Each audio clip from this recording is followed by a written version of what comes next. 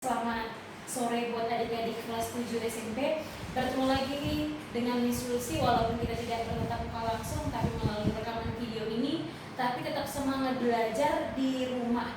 Kita akan mulai pelajaran kita dengan topik pelajaran kita IPS tentang kehidupan masyarakat pada masa Hindu-Buddha. Ya kan, Hindu-Buddha pasti tidak asing lagi. Oh, itu adalah 5 anak, termasuk 5 agama yang ada di Indonesia, ya kan dek? Tapi nanti kita awalnya kita pelajari dulu ini kehidupan masyarakat pada masa Hindu-Buddha. Nanti tempat-tempat mana saja yang dimasukinya itu nanti itu pelajaran berikutnya. Yang akan kita pelajari dalam kehidupan masyarakat pada masa Hindu-Buddha ini, pertamanya kita akan melihat munculnya agama Hindu-Buddha itu dari mana, ya kan dek? Lalu proses masuknya Hindu-Buddha ke Indonesia. Lalu jalur masuknya ke Indonesia apa-apa saja, ya dek? Pertama, kita lihat dulu munculnya agama Hindu ini dari mana. Agama Hindu ini dari sungai Indus, Pakistan, ini dekat-dekat India ya. Lalu Miss, agama Hindu itu dari sungai Indus, Pakistan, India ya. Nanti untuk kita susunnya nanti kita Miss bahas selanjutnya. Lalu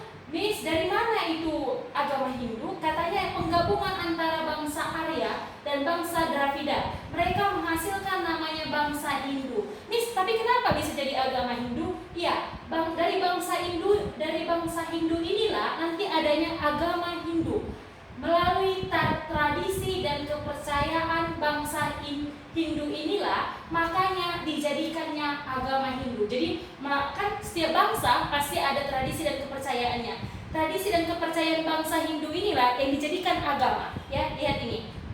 Lalu agama Hindu itu memuja banyak dewa. Dewa utama yang disebut dengan Trimurti. Inilah yang diyakini mereka. Dewa utama mereka adalah dewa pencipta, dewa pemelihara, dan dewa perusak. Ya, dalam masyarakat Hindu dikenal namanya kasta. Miss, apa itu kasta? Itu pengelompokan masyarakat ataupun kehidupan masyarakat nantinya di dalam kehidupan di bangsa Hindu atau agama Hindu. Ada kelas-kelasnya, ada kelompok-kelompoknya. Yang pertama adalah Brahmana. Apa itu Brahmana, dek?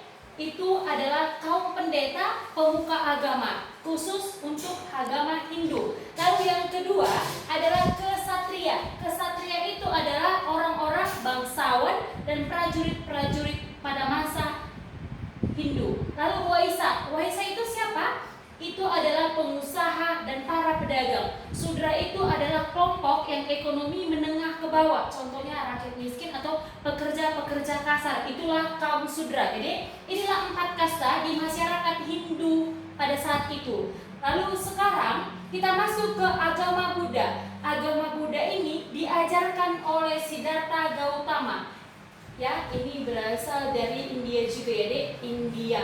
Lalu Miss, perkembangan agama Buddha ini dibagi 2. Katanya Buddha Mahayana dan Buddha Hinayana. Katanya gini, dalam kepercayaan agama Buddha bahwa kata yang pertama ini Buddha Mahayana ini manusia mencapai nirwana melalui perantara bodhisattva. Oke, maksudnya ini apa? Kita atau mereka katanya dalam ajaran mereka ini untuk mencapai surga harus melalui perantara yang namanya bodhisattva tadi. Lalu yang kedua, Buddha Hinayana ini katanya mencapai surga atau nirwana melalui usahanya sendiri atau kerja kerasnya sendiri. Kalau ini pakai perantara, ini tidak pakai perantara. Harus kerja kerasnya sendiri untuk mencapai yang namanya surga tadi atau nirwana.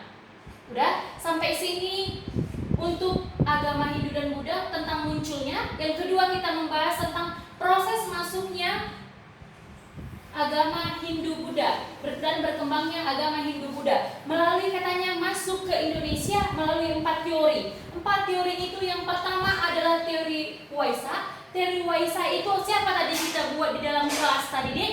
Adalah kaum pedagang. Yang kedua, ya ini mereka membawanya ke Indonesia melalui pedagang, ya. Jalur perdagangan nanti di sini termasuk ini. Nah, nanti kita bahas untuk jalur perdagangannya. Ini teori ini dibawa oleh kaum pedagang yang berasal dari India. Lalu yang kedua, teori kesatria. Kesatria tadi apa? Kesatria tadi kita bilang di sini adalah bangsawan. Bangsawan dan prajurit di Buddha, ya. Yang kedua teori kesatria ini katanya raja, yaitu para raja atau bangsawan yang mencari daerah kekuasaan ke daerah-daerah Asia. Lalu yang ketiga, teori Brahmana. Ini kaum pendeta ya, atau pemuka agama. Mereka menyebarkan agamanya. Lalu teori arus balik, orang Indonesia belajar ke India dan sebaliknya, orang India datang ke Indonesia dan sebaliknya ini ya. Jadi belajar ke Indonesia ke India, India ke Indonesia. Jadi sebaliknya, itu disebut dengan teori arus balik. Ayo yang ketiga. Sekarang yang ketiga adalah jalur masuknya Hindu-Buddha ke Indonesia. Yang pertama katanya melalui jalur laut ya. Yang kita kenal kalau misalnya jalur perdagangan itu pasti menggunakan jalur laut. Nanti yang kita gunakan di sini untuk penyebaran agama Hindu-Buddha ada dua jalur, jalur laut dan jalur darat. Tapi yang lebih mumpuni dan lebih banyak manfaatnya adalah jalur laut. Yang pertama digunakan untuk Hindu-Buddha masuk ke Indonesia melalui jalur laut. Jalur perdagangan yang melakukan pelayaran ke Asia, ke seluruh Asia. Asia mana aja itu, misalnya Asia Selatan, Asia Tenggara. Mereka membawanya dari jalur India ke Myanmar, ke Thailand, Kamboja, Vietnam, Cina, Korea, Jepang. Di antara bangsa-bangsa inilah atau negara inilah yang membawanya nanti ke Indonesia atau ke Nusantara. Lalu setelah jalur laut, dia menggunakan jalur dagang. Katanya ada disebut dengan jalur sutra. Ya, nanti dari India ke Tibet, lalu Cina, Korea dan Jepang. Dari jalur ini juga lah sama seperti ini. Dari jalur darat ini juga lah sampai nanti ke Indonesia. Oke, kalian perhatikan dulu nama-nama negara di sini. India, Myanmar, Thailand, Korea ini adalah negara-negara yang rata-rata penduduknya ada beragama Hindu dan Buddha. Kalian lihatlah melalui jalur laut ini, inilah jalur masuknya. Makanya di setiap negara yang disebut ini pasti adalah umat Hindu ataupun Buddha.